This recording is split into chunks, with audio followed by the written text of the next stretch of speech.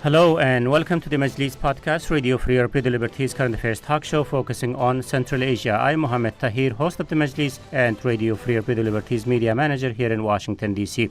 The world is on the brink of food shortage. A headline from CNN International. The looming catastrophe of the global food shortage, writes The Week. These are some of the common headlines popping up on the internet lately, and this is in part another consequences of Russia's war in Ukraine.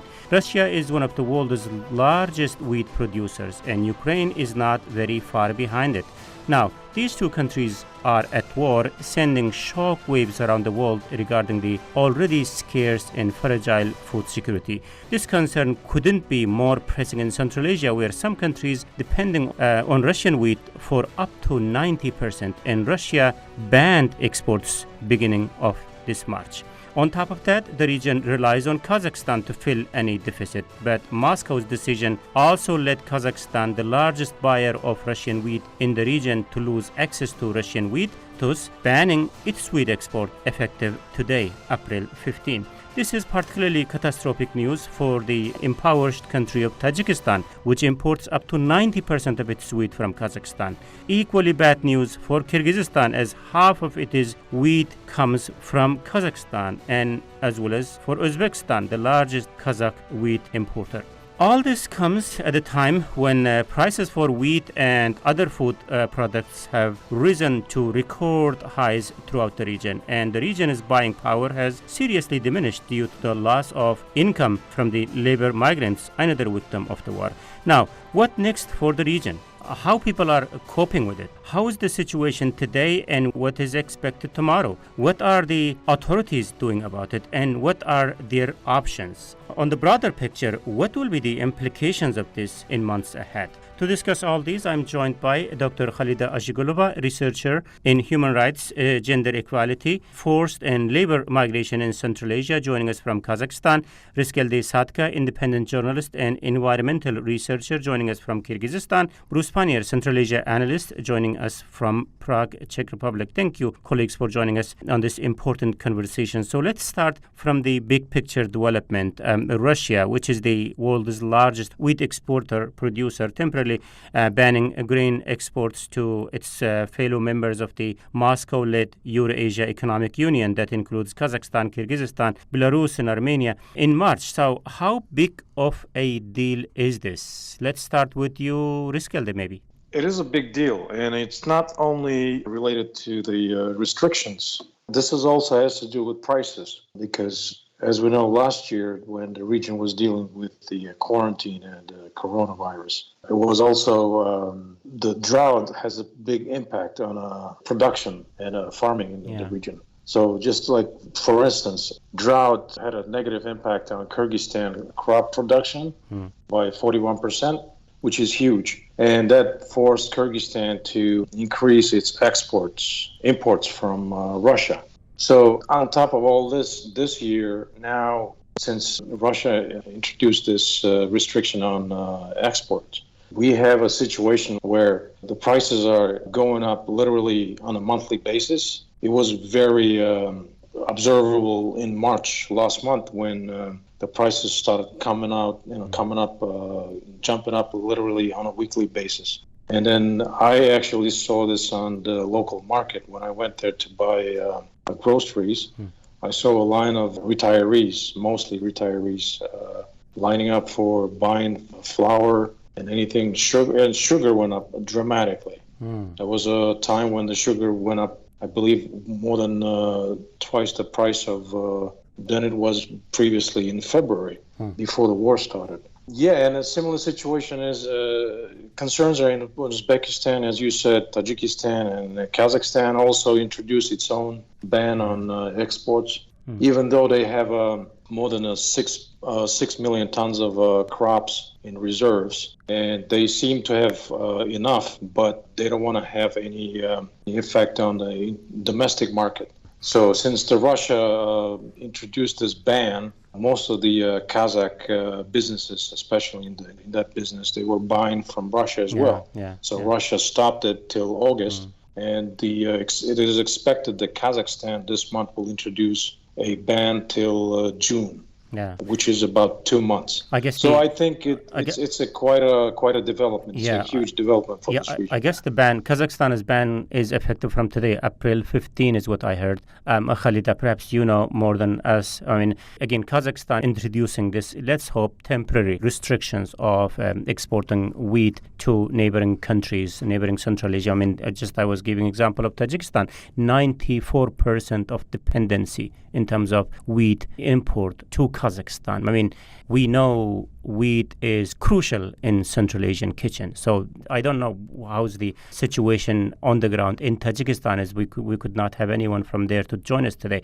But it's a huge. But again, in part why Kazakhstan is doing that is because Kazakhstan was importing wheat from Russia, and Russia banned wheat to Kazakhstan and rest of the neighboring countries. So tell us from Kazakhstan's perspective how this development has affected Kazakhstan as a wheat exporter.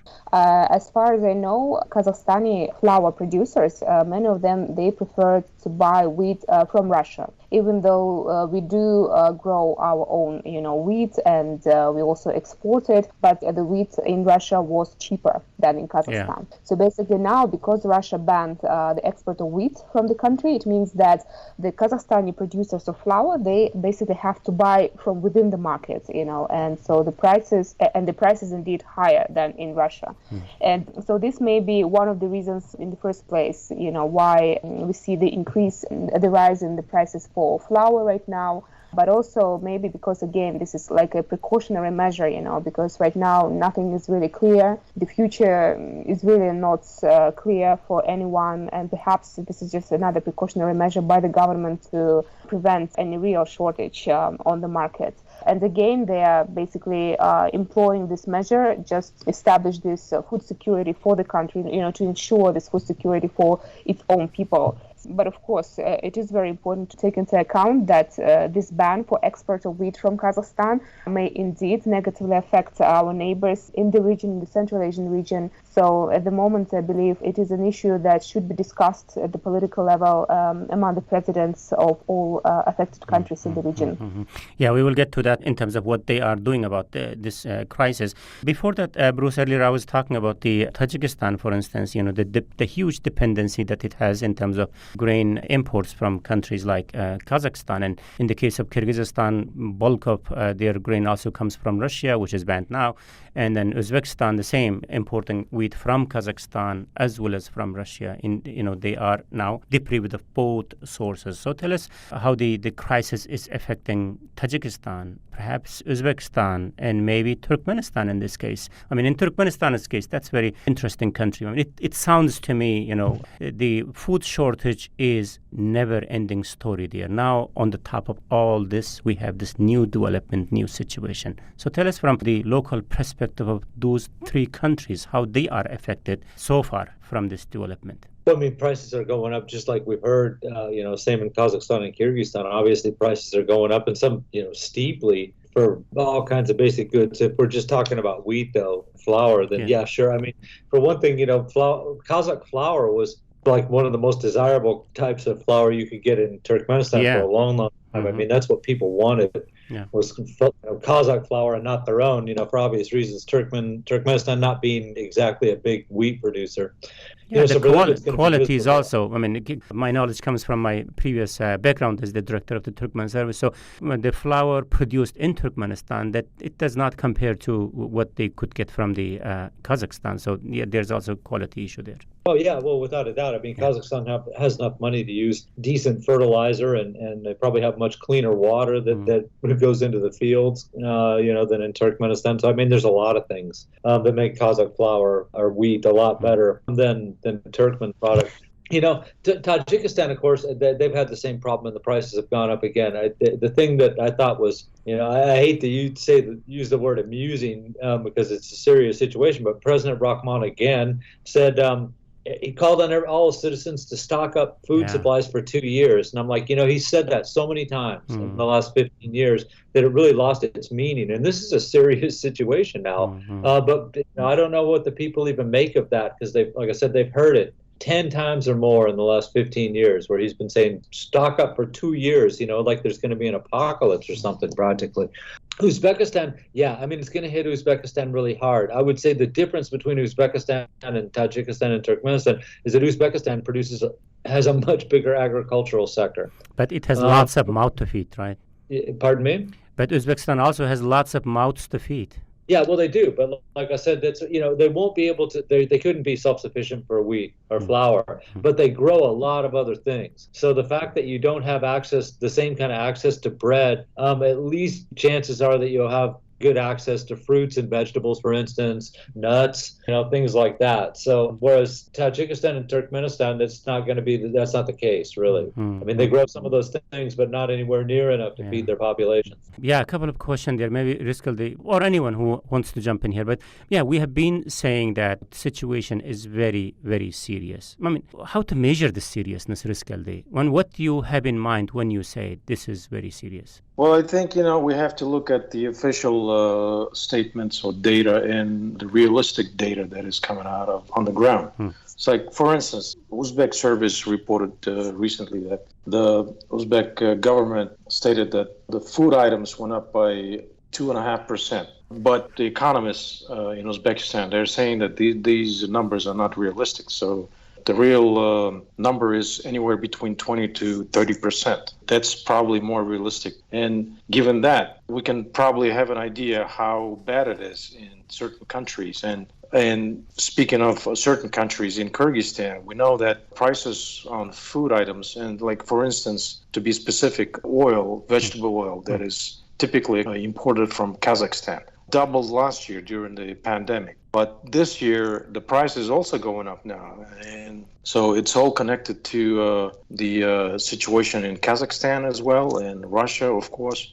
And to be fair, I have to say that this situation is going to hit vulnerable population really hard. And I think we could say that this would probably hit the whole region, because the poverty in this region is high, especially in Tajikistan and Kyrgyzstan. The numbers are really high. So, and given that for the last 2 years, the countries couldn't catch a break on certain items like food items. So given what's happening this year, I think it's safe to say that it will be a difficult year for many in this region. I mean, Kazakhstan, yes, we understand that they already have some safety net. And so in order to save that, they just banned wheat export, at least. In countries like Tajikistan, what is the level of their safety net? I mean, how long they can survive? In Kazakhstan, our government tries to assure the population that we have sufficient supplies and stocks, for example, for dairy and for meat. They do explain that we may have some shortages of sugar, for example, because our internal market, our local market, can provide only for some 50%, around 50% of all needs of the population in sugar. But with regards to other food items, yes, the authorities, they claim that there is no problem. So, but again, we have this general concern that I would say the level of trust of the population to the government is generally low. And of course, unfortunately, over the last maybe... Khalida, do you hear me? Do you guys hear Khalida? No, I don't. It's kind of eerie that I don't too, yeah. Trust in the government was low, and then we lost the connection. Yeah. Yeah, as Khalida was talking about, and also hopefully she will join us back. So what we were talking about, so we were talking about the wheat generally, just because Russia and Ukraine, two main wheat producers are at war, and subsequently Kazakhstan banning or imposing restrictions on wheat exports, another major wheat exporter. So obviously wheat being in the headlines, we were focused on wheat, but obviously the implications of the situation goes far beyond that. So I also heard from all of you that it is very, very serious. Now, Can I throw something in real quick? Yeah, just to follow up on Khalida's, what she was talking about too, is that, we got to remember when Kazakhstan, and of course, like we've been saying, they're really kind of the supplier, certainly for wheat and flour to Central Asia, but they're coming off the unrest in January too, and you got to take that into consideration, that they have to make sure that the people in the country get enough food and that there's no problem, because they already had a huge problem at the start of the year. And the last thing in the world they want is that shortages of flour and wheat cause more social unrest, like what we saw in January. So it's something else they have to think about when they're planning in Kazakhstan about what they can export and what they need to keep. Khalida, are you back? Yes, sorry. Again, we have this internet failure. Unfortunately, yes. And another thing that I wanted to add is that generally in the public we have discussions that we may expect around 3 to 4 million of Russian citizens coming to Kazakhstan, maybe even this year, again, depending on the outcomes of the war in Ukraine. Maybe they would come as refugees, or maybe they would come just as citizens of this Eurasian Economic Union. But again, the authorities apparently they believe that this scenario is feasible, and that's why, again, now taking these precautionary measures, to restrict the export of the basic food items from the country in case these 3 or 4 million of Russian citizens would enter the country. Wow. So we discussed about kind of big picture thing here, and also the way in which it's affecting markets and the cost of food in general, and how people are coping with it. And also another big picture kind of question is how authorities are responding to this situation in the region. What are their options, and what are the possible implications that one expect coming out of this situation? So let's continue the podcast talking about these and many other questions very shortly.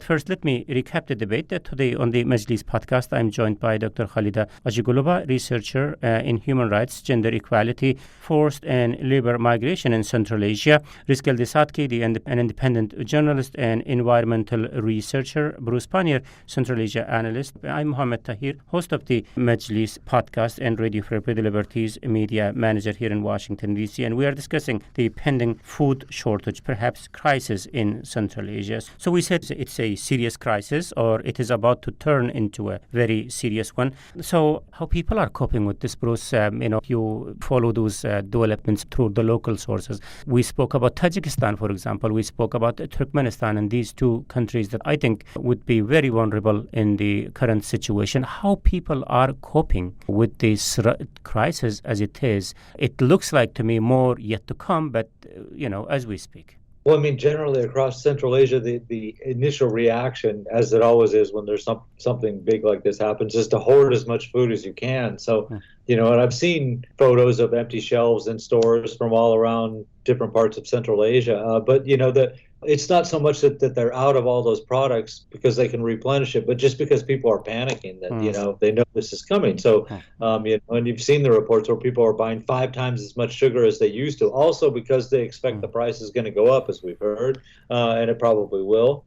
So that's one thing if you went into a store, depending on where you are in some country, you might actually find that they don't have a lot of the basic goods that you're used to seeing in that. But that's more because, at the moment anyway, that's more because so many people have gone down and bought everything they could. Hedge against the future and things being bad. Some stuff you can stock up and some you just can't. Dairy products, meat, stuff like that just doesn't last very long. Certainly not without refrigeration. It's just going to be tough. On that note, earlier, Sadkeldi, you were talking about mostly retirees though, but people are lining up in front of the stores. I mean, those kind of examples, how much of a common thing that has become? Well, it was quite visible in March last month, right around mid-March, something like that. And people were literally, just like Bruce just said, they were panicking and they were buying sugar, and grocery store owners, they were forced to ration sugar sales. So they weren't selling more than 1 kilo or 2 kilos per hand. And that was last month. But this month, we're not seeing anything like that anymore. The prices went down a little bit, but they're still high. It doesn't mean that the prices are back to normal again, because once the price goes up, as we know, these wholesalers and grocery store owners, they typically try to keep it up there. Yeah. Are there any staple that are out of the market as we speak? No, not really. I think many of these food items are fully stocked now, and we're not seeing any shortages anymore. Well, the only concern is the price, because for retirees, for instance, some people, some categories, they get somewhere around $50 or $60 a month. That's their pension. And they cannot afford to buy, say, a flour, which was, say, just for instance, say $5 a kilo. I'm not saying that's the real price.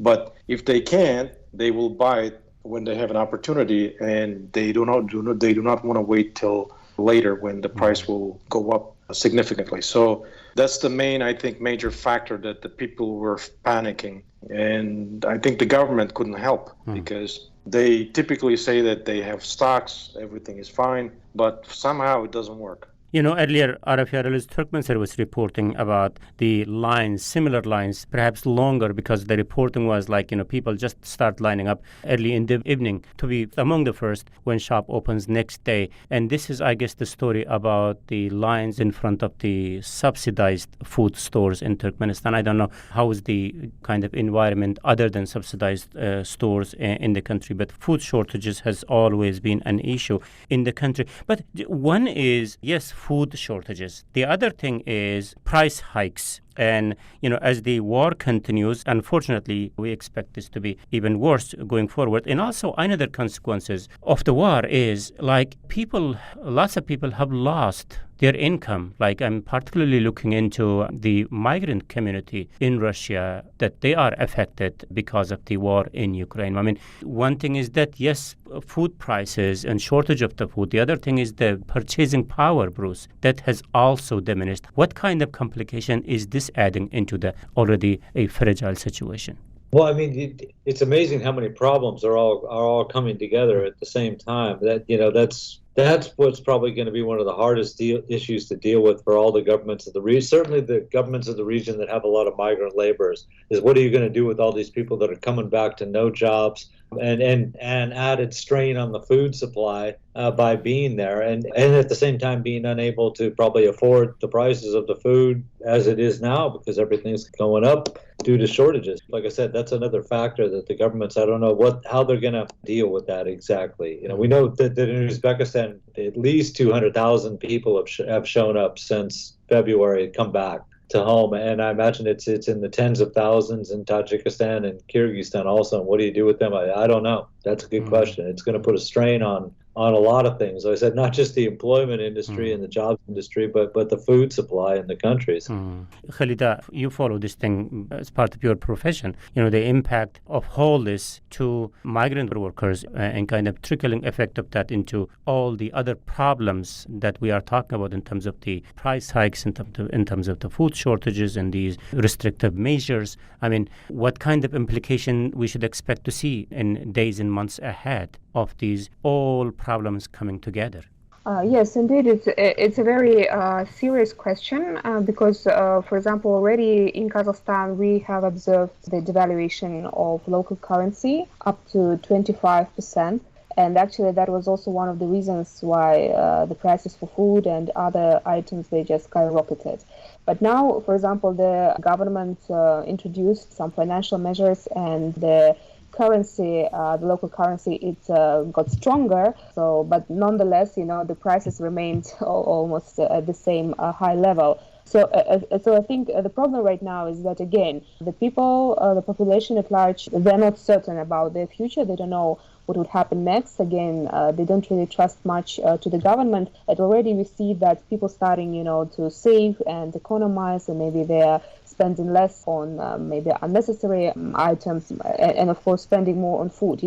Actually this has always been a problem in Kazakhstan, that the majority of the population, they spend more than 50% of their salaries for grocery. So even in the past it was already a concern. So now, of course, the situation is deteriorating, and the government, again, they understand that if they do not manage, to cope with this problem, there may be at risk, and they may see more protests of people in the country, what they really want to avoid. Kyrgyzstan is an active country at risk. Are you seeing any kind of consequences, like immediate consequences of all this situation, politically, perhaps law and order? What are the areas you are looking at? Well, so far we're not seeing anything significant that would indicate that there's a problem or crisis on the horizon regarding social issues, and especially the food security. But I think the major question here is whether, just like Bruce said before, that the governments, what will they do, given that there's uncertainty coming out of Russia and Ukraine? What's going to happen if they have these reserves, food reserves primarily, if they do have them will they be able to sustain, and will they have new sources? Probably they could access new markets and stock up on certain items, at least basic ones. So far, we're not seeing anything like that in Kyrgyzstan. I could say 100%. We're not seeing anything like that. They are trying to reassure the public that there is no food crisis at the moment. And the second thing is that we know that in Uzbekistan last month, the president directed the local governors and local administrations to keep researching the prices, food prices on the local markets. And if there are any instabilities, so he ordered to interfere and make sure that the prices are stable. So if situation is like that in Uzbekistan, or at least what we're seeing in the news, in Kyrgyzstan it's a little different, because here the market at force is all the time, and once the price goes up, as we know, it stays there for quite a long time. And the food prices are up, and compared to last year, they are up more than 2021. And so far, I can't say that there's anything coming down the pipe regarding social conflicts or tensions due to food prices. But you never know. Kyrgyzstan is the kind of country that could blow up at any certain moment, and we have seen that 2 years ago. So far, no, there's no indications that something may happen here. The same question to you, Bruce, and also an additional question there is, yes, governments needs to step up their game to be able to handle this situation, but do you see that they are, and also what are their options? Well, stepping up, Riskeldi mentioned that all the governments across Central Asia are saying that they have people out watching the prices, so that they don't. But that's not the solution, right? Well, at least it does keep price gouging down a little bit, and all of them are promising that they have stockpiled a certain amount of food. I think Kazakhstan's the only one that's gone so far as to say they have enough, that there shouldn't be any worry about feeding the people. The other ones haven't gone quite that far. And I don't think there is a good answer to this question, because unfortunately, the kind of things that they're short of, they can't really get from too many places that are close by. They grow wheat in Europe. That's a long ways away. Russia and Kazakhstan are right there. You can't get wheat from any, China doesn't have wheat to export. Pakistan doesn't have wheat to export. Afghanistan, Iran, they don't have it either. So it's really tough. It'd have to come from a lot further away, and then it would be really expensive for them to get it. And that's tough. I think one of the big problems for the Central Asians are the governments is, they got to provide for that, but the problems that have led them to this stage is there's no sign that it'll go away. And since we're running short, we talked before the show that they had a drought last year, right? So this already complicated the situation, and prices were already higher because those shortfalls. Riskeldi mentioned 41% drop in crops last year in Kyrgyzstan. Well, all of them had that problem, right? So prices were already up. If the drought continues this year, what happens then? Now they're suffering because of Russia's war in Ukraine and the sanctions that are on, but there's no sign that that's coming to an end. What if it goes on for 2 or 3 years? So this is just entering what could be a sustained horrible period, of trying to secure basic goods in Central Asia when your immediate supply chain, your close by suppliers can't supply you anymore with what you need, with all of what you need, or maybe even a fraction of what you need. Wow. And it's also, again, brings up lots of other questions that what they could have done to be prepared for a situation like this in the past. But again, that's going to expand our conversation here. So just maybe final question before we end the conversation today here. So this whole crisis situation that kind of coming on the top of each other at the same time, hitting the region, in this case, hitting lots of other regions as well, around the world. But since we are talking about Central Asia, so what are the areas that, Khalida, perhaps you will be looking at going forward in terms of where we are headed after this? As Bruce said, it doesn't look like that, Ukraine-Russia war is going to end anytime soon. So we will continue to have this problem in terms of the restrictions and food shortages in some ways or the other. So where your eyes will be going forward in terms of where we are headed from here? Perhaps what we may look at is perhaps a potential regional food security arrangement for Central Asia. I think that perhaps in the future, indeed, all the states of Central Asia, they should discuss and see how they could, ensure and provide for this regional food security. Maybe they could also involve Turkey, for example, as part of another, this Turkic state union or something like that. But I believe that it is indeed important for our governments, for the political leadership of our states in Central Asia to discuss this issue and make sure, that none of the citizens of our region would be affected because of food shortage. Okay, and maybe the same question from both of you, Riskaldi and Bruce, and with that we are going to conclude the conversation. So, kind of future forecast, where your eyes will be in terms of where we are headed from here. I think the governments in this region should be focusing more on the domestic agriculture, subsidizing. In Kazakhstan, we know that the government is focusing more heavily on the farmers lately. We will see what happens with that. But in the country like Kyrgyzstan, I think they should have done that a long time ago. Yeah. Instead of importing goods and crops and food items from Kazakhstan. And of course, they will in the future. But I think they could do more in this country. As far as Uzbekistan, I think they could do more too, but it all depends on what are the policies Uzbek president will be laying out. Tajikistan is difficult to say, as you said. We don't have much information from Tajikistan. But another thing I want to touch upon is that there's an increasing impact of temperatures in this region. I think we're seeing this already, and last year we saw that, and this year so far the spring temperatures are up significantly.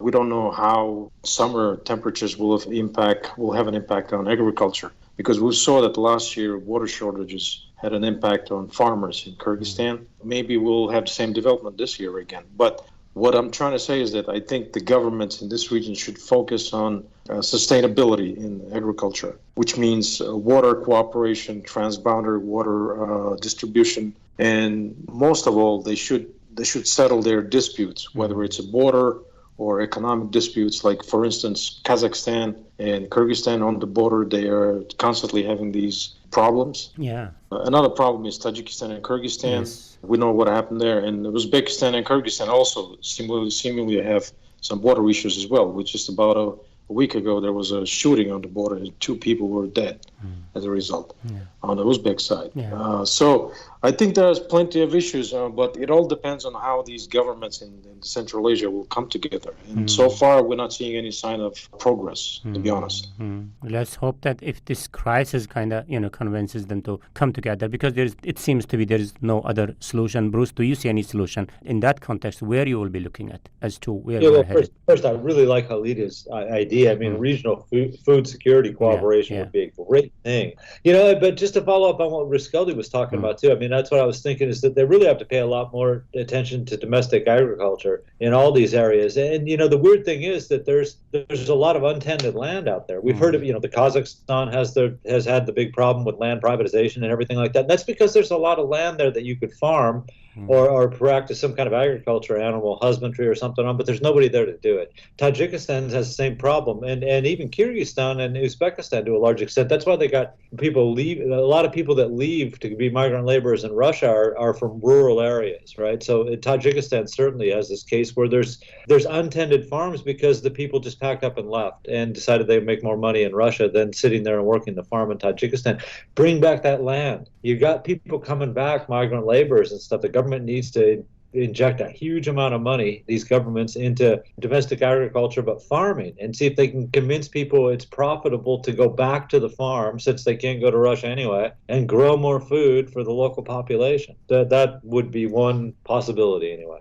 Also, just to point out, Turkmenistan is kind of skips over rather in these kind of conversation, but in Turkmenistan case, it looks like even worse. Like, there you have land owned by the authorities, and again, authorities are the one who provides equipment. Authorities are the one who provides fertilizers, seeds, everything kind of, in hands of the authorities. And they are still even not closer to its neighbors in terms of reforming the agriculture sector there. And it's adding more complications into the problem that they are currently facing.